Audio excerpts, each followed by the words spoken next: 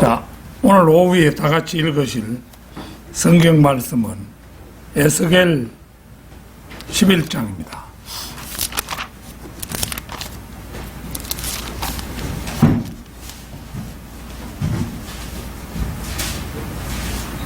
에스겔 11장 13절로 16절까지 말씀입니다.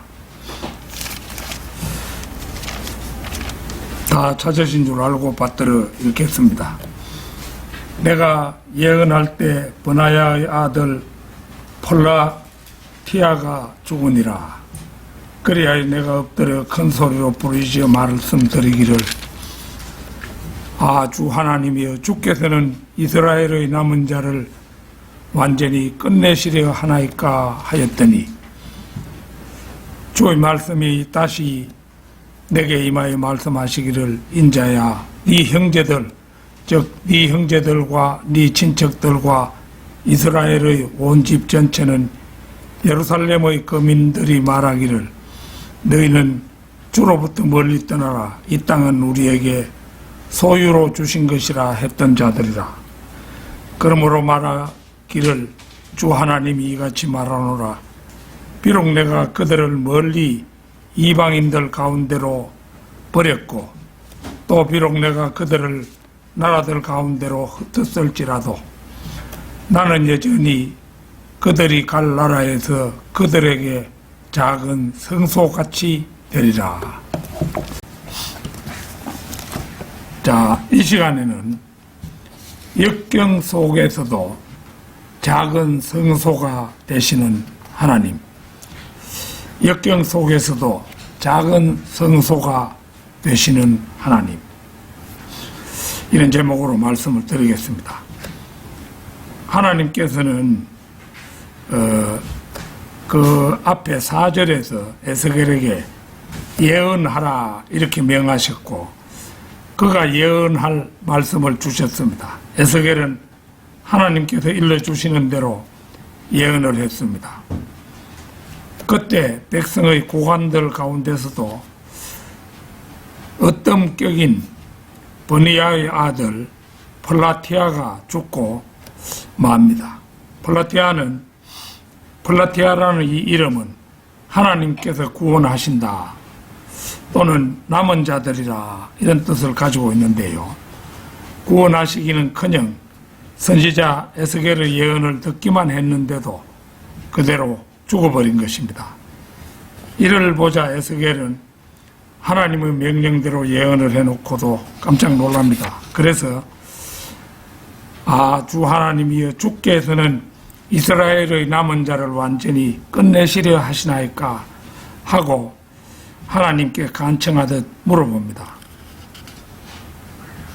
주의 말씀이 다시 내게 임하여 말씀하시기를, 인자야, 네 형제들, 즉 네 형제들과 네 친척들과 이스라엘의 온 집 전체는 예루살렘의 거민들이 말하기를, 너희는 주로부터 멀리 떠나라. 이 땅은 우리에게 소유로 주신 것이라 했던 자들이라.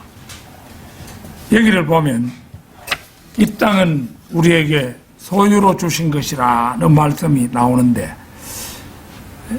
하나님께서 이스라엘 백성에게 이렇게 말씀하신 것은 사실입니다. 레위기 20장 24절 한번 찾겠습니다. 레위기 20장 24절입니다.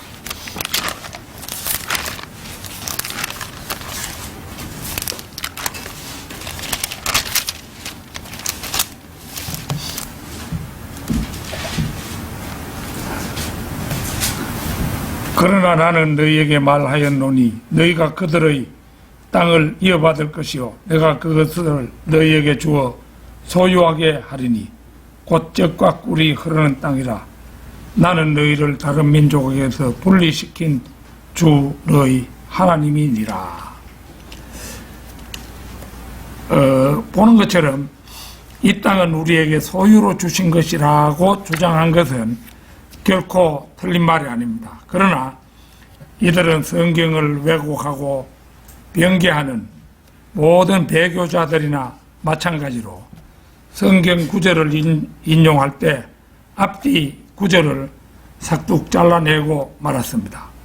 하나님께서 젖과 꿀이 흐르는 땅을 이스라엘에게 약속하셨고 또 그것을 실제로 소유하게 하셨지만 거기에는 중대한 조건 한 가지가 명시되어 있었습니다. 레위기 20장 24절 바로 앞 두 구절을 보겠습니다.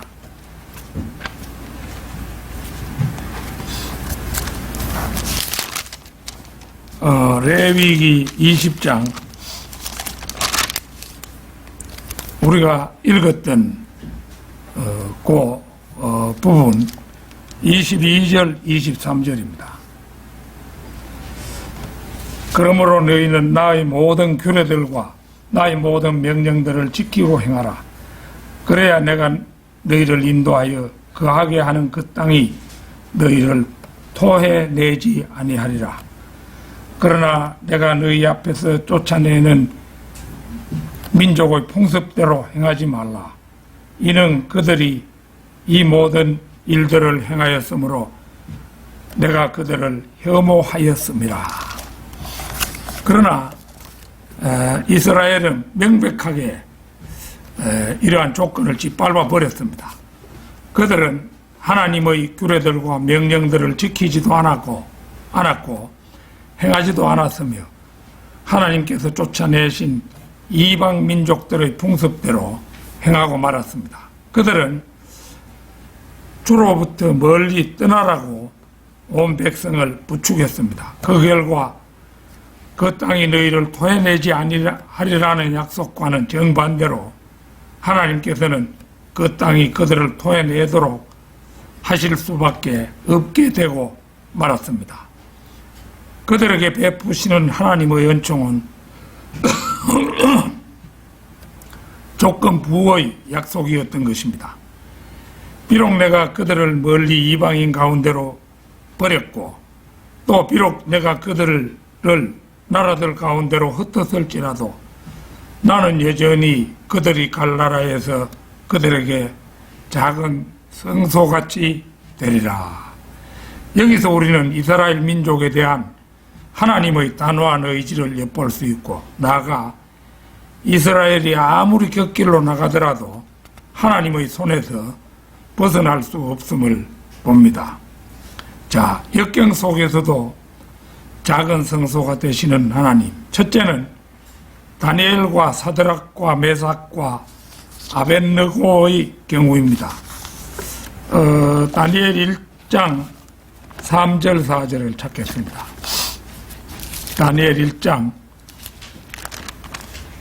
3절 4절입니다.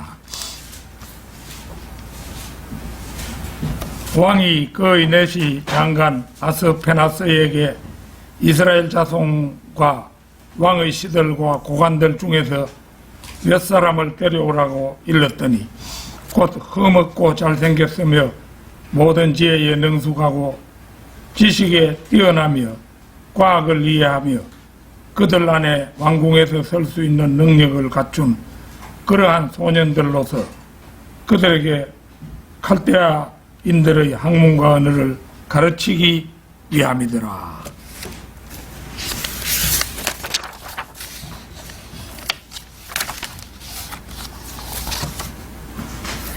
조금 더 읽겠습니다. 또 왕이 그들에게 왕의 음식과 왕이 마시는 포도주를 매일 일정량 지정하였으니 3년간 그들을 길러 마지막에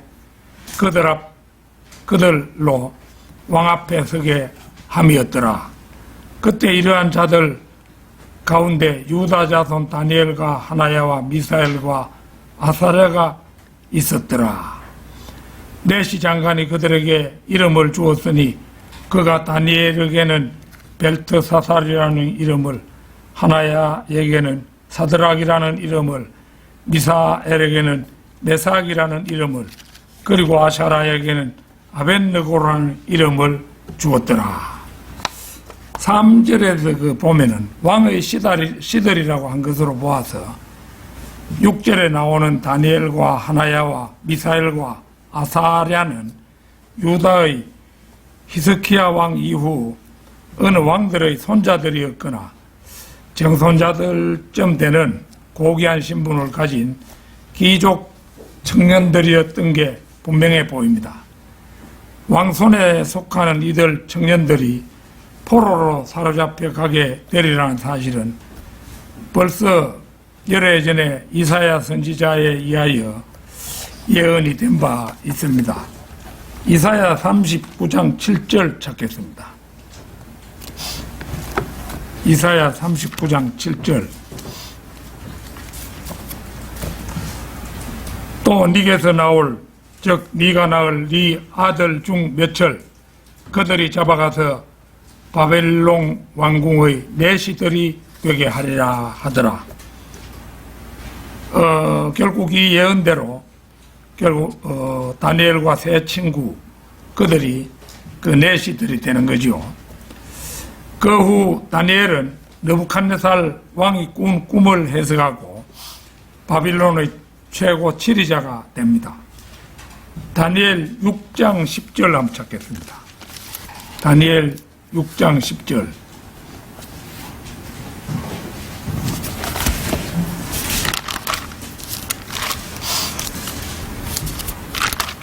다니엘 6장 10절. 이제 다니엘이 그 문서가 서명된 것을 알았을 때 그의 집으로 가서 그의 방에서 예루살렘을 향해 창문을 열어두고 그가 전에 하던 대로 하루에 3번씩 무릎을 꿇고 기도하였으며 그의 하나님 앞에 감사를 드렸더라. 다니엘은 문서가 서명된 것, 즉 왕 외에 어떤 신이나 사람에게 청혼하면 사자굴에 던져서 죽임을 당하게 된다는 칙령이 선포된 것을 알고 있었습니다. 그런데도 그는 예루살렘을 향해 창문을 열어두고 다른 사람들이 다 볼 수 있도록 전에 하던 대로 하루에 3번씩 무릎을 꿇고 기도하였으며 그의 하나님 앞에 감사를 드렸습니다. 불의와 타협하지 않고 자신의 입장을 견지한다는 것은 결코 쉬운 일이 아닙니다. 그러나 다니엘은 하나님을 섬김에 있어 그 어떤 것과도 타협하거나 굴복하지 않았습니다. 이러한 자세는 하나님께 대한 절대적인 신뢰와 순종에서만 가능한 일이었습니다. 다니엘은 이것을 공개적으로 간증한 것입니다. 중요한 것은 섬김이 1년 365일 한결같아야 한다는 점입니다. 다니엘은 칙령이 발표되자 갑자기 칼을 빼듯 예루살렘을 향해 창문을 열어두고 공세를 취했던 게 아니었습니다. 그는 전에 하던 대로 하루에 3번씩 무릎을 꿇고 기도하였으며 이렇게 기록된 대로 하나님께 경배를 드렸습니다. 늘 하던 일이었을 뿐 순간적이고도 일시적인 열성이 아니었습니다. 외부로까지 드러나는 그의 마음속의 작은 성소는 바빌론으로 잡혀간 이후 한결같이 계속된 하나님을 향한 기도의 통로였던 것입니다. 다니엘 9장 16절에서 19절 보겠습니다. 16절에서 19절입니다. 오 주여, 주의 모든 의에 따라 내가 주께 간구하오니 주의 노여움과 주의 분노를 주의 도성 예루살렘과 주의 거룩한 산에서 돌이키소서. 우리의 죄들로 인하여 또 우리의 조상들의 죄악들로 인하여 예루살렘과 주의 백성은 우리 주위에 있는 모든 사람들에게 질책이 되었나이다. 그러므로 이제 오 우리 하나님이여, 주의 종의 기도와 그 간구를 들으시고 주를 위하여 주의 얼굴이 주의 황폐한 성소에 비치게 하소서. 오 나의 하나님이여, 주의 귀를 기울이시고 들으소서. 주의 눈을 뜨시고 우리의 황폐함과 주의 이름으로 불리는 그 도성을 보소서. 우리가 주 앞에 우리의 간구를 드리는 것은 우리의 의 때문이 아니고 주의 크신 자비 때문이니이다. 오 주여 들으소서. 오 주여 용서하소서. 오 주여 경청하시고 행하소서. 오 나의 하나님이여 주님 자신을 위하여 지연시키지 마옵소서. 이는 주의 도성과 주의 백성이 주의 이름으로 불려짐이니이다 하였더라. 굉장히 간절하고 또 진정이 우러나는 그런 기도지요. 이러니까 이제 다니엘의 기도를 하나님께서 들어주셨던 것입니다. 역경 속에서도 작은 성소가 되시는 하나님. 둘째는 에스더와 모르드케의 경우입니다. 에스더는 모르드케의 삼촌의 딸로 페르시아 아수에로 왕의 왕비가 됩니다. 왕이 아각인 함므다다의 아들 하만을 승격시켜 모든 고관들 위에 두고 왕의 모든 신하들이 절하게 했으나 유대인 모르드케는 하나님께서 저주하신 민족 출신인 하만에게 절하거나 경의를 표하지도 않았습니다. 사무엘상 15장을 보면은 이게 그 아각은 하나님께서 저주하신 민족이기 때문에 그거를 모르드케는 잘 알고 이제 경의를 표하지 않았다는 거죠. 그러자 하만이 모르드케 한 사람에게 손을 대는 것을 경히 여겨 오히려 그 일을 가볍게 여겨서 아수에로 온 왕국에 있는 유대인을 멸하려 흉계를 꾸밉니다. 모르드케가 그 소식을 듣고 자기 옷을 찢고 굵은 베옷을 입고 죄를 쓰고 통곡하며 왕을 만나려 했으나 만나지 못합니다. 그 소식을 에스더가 듣고 내시 중 한 사람인 하탁을 보내어 무슨 일로 통곡하는가 알아보게 합니다. 모르드케는 유대인을 멸하라는 칙령의 사본을 하탁에게 주어서 에스더에게 사정을 알립니다. 에스더 4장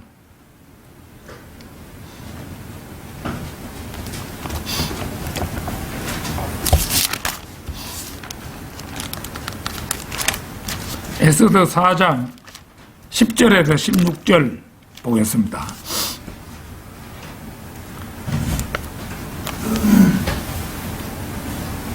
10절에서 16절까지입니다.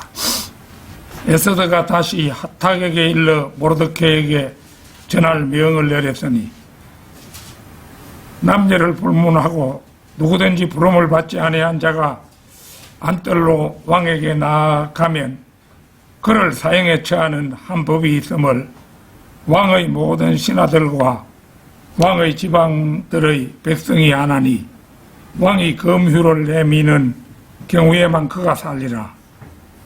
그런데 내가 근 30일 동안을 왕에게 들어오라고 부름을 받지 못하였도다 하더라. 그들이 모르드케에게 에스더의 말을 전하자 모르드케가 에스더에게 대답하도록 명하기를 너는 왕궁 안에서 모든 유대인보다 잘 피할 것으로 생각하지 말라.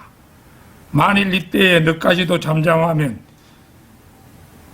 유해와 구원이 다른 곳으로부터 유대인에게 있겠으나 너와 네 조상의 집은 멸망을 당하리라. 네가 이때를 위하여 왕국에 들어가게 되었는지 누가 알겠느냐 하더라. 그러자 에스더가 그들을 시켜 모르드케에게 이런 회답을 보내도록 명하였으니 가서 수산에 있는 유대인을 다 모으소서. 그리고 여러분은 나를 위하여 금식하되 3일 밤낮을 먹지도 말고 마시지도 마소서. 나와 나의 여종들도 마찬가지로 금식하리이다. 그리고 나서 내가 법을 어기고 왕에게 들어가리니 내가 죽으면 죽으리라 하니라.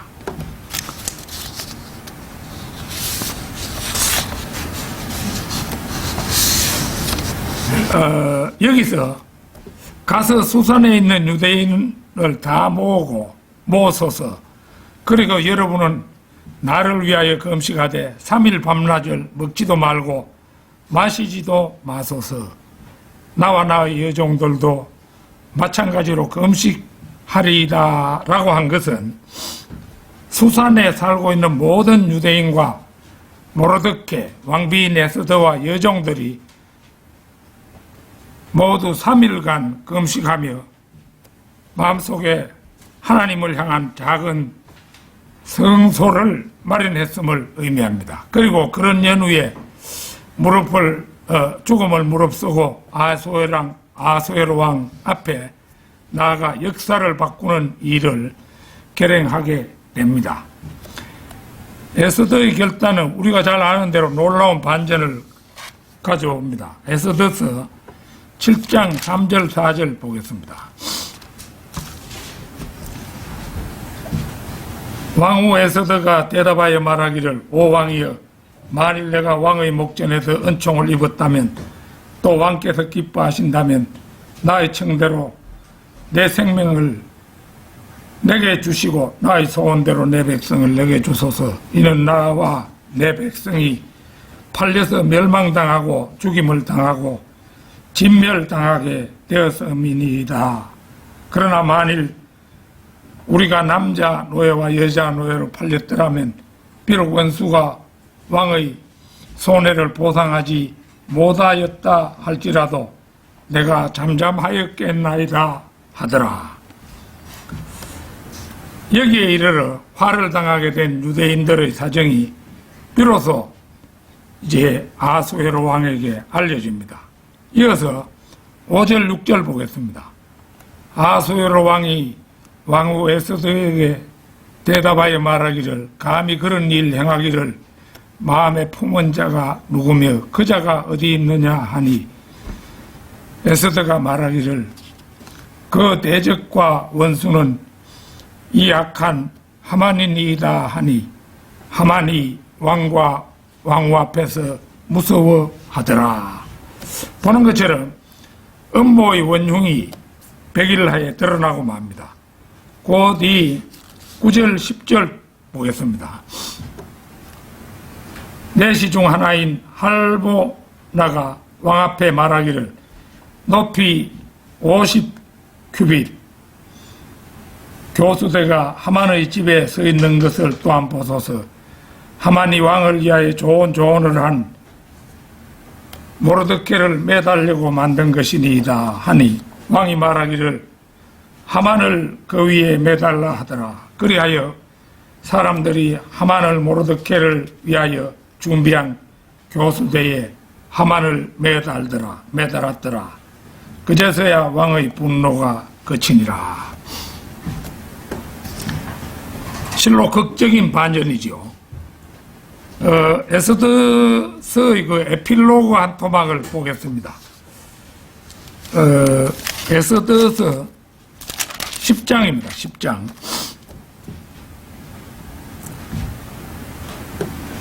어, 10장은 뭐 얼마 안 되기 때문에 다 읽겠습니다. 아수에로 왕이 땅과 바다의 섬들에 조공을 부과하였더라.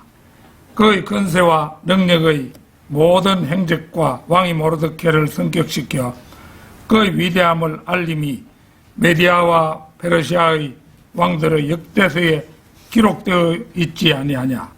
유대인 모르드케가 아수에로 왕의 다음이 되고 유대인 중에서 위대하게 되었으며 그의 많은 형제들에게서 인정받고 그의 백성의 이익을 구하였으며 그의 모든 시에게 화평을 말하였더라.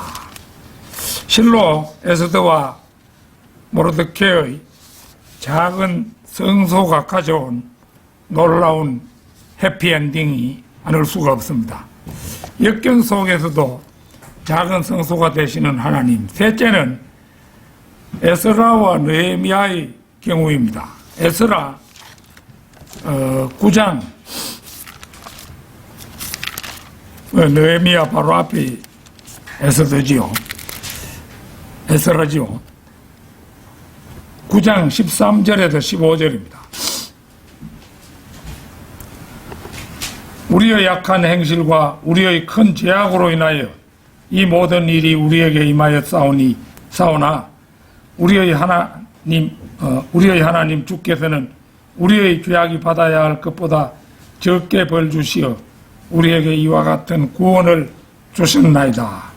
우리가 다시 주의 계명을 어기고 이 가증한 백성과 더불어 인적 관계를 맺겠나이까? 그리하오면 주께서 우리에게 진노하시어 남은 자나 피할 자가 없도록 진멸하지 아니하시겠나이까?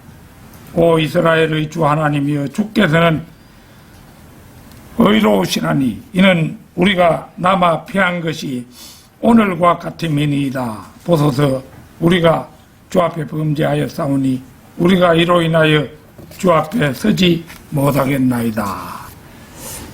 이는 민족의 죄와 죄들을 자백하는 내용입니다. 재판관계 시대와 마찬가지로 여전히 인간 쇠락의 법칙에 휘둘리는 자신들의 죄를 자백하고 있음을 볼 수가 있습니다.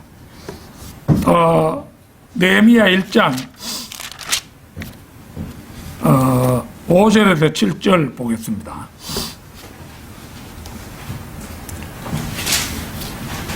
말하기를 오 하늘의 주 하나님이여, 위대하시고 두려우신 하나님이여, 주께 내가 간구하오니 주께서는 주를 사랑하고 주의 계명들을 준수하는 자들에게 언약과 자비를 지키시나이다.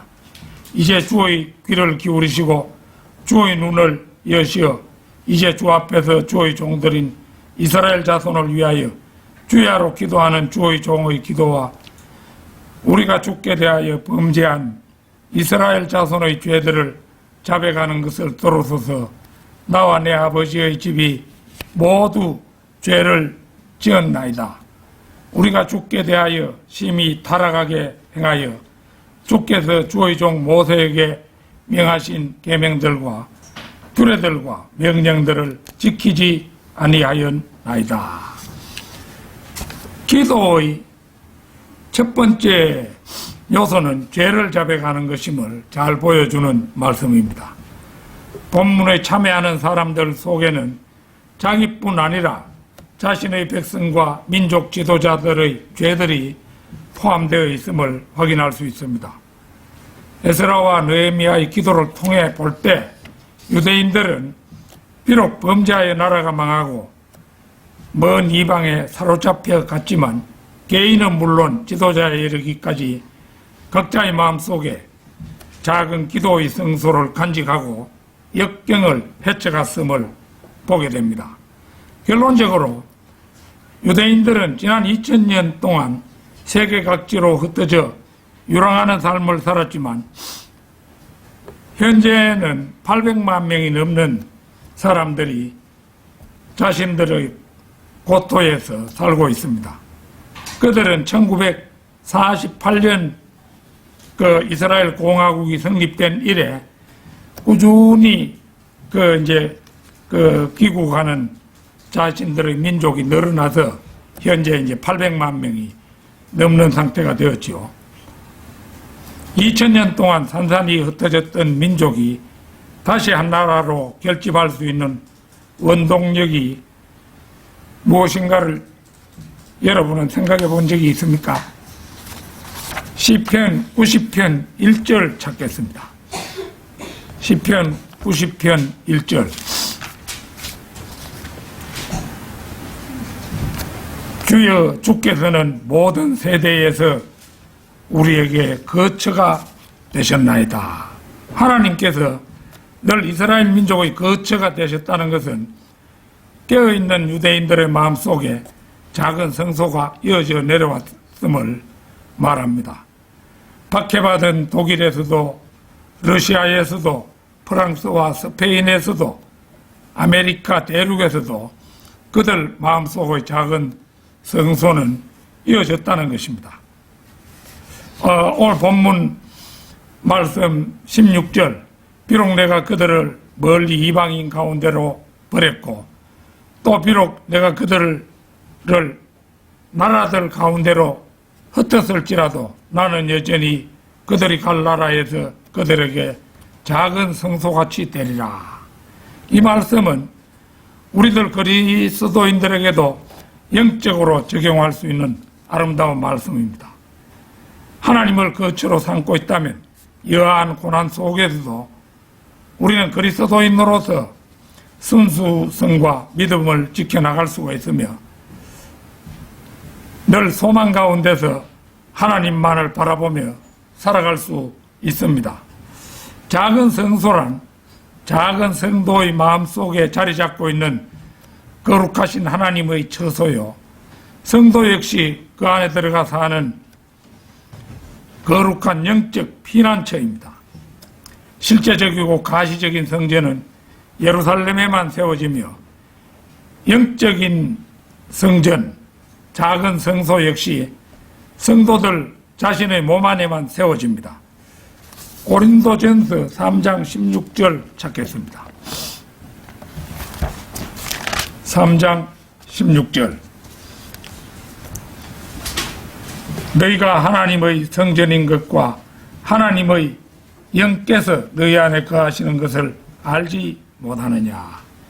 이 말씀 그대로 우리 안의 작은 성소에서 기도하고 또한 이 거룩한 영적 피난처에서 위로 속에 편히 쉬는 성도 여러분이 되시기를 바람하지 않습니다. 다 같이 기도드리겠습니다.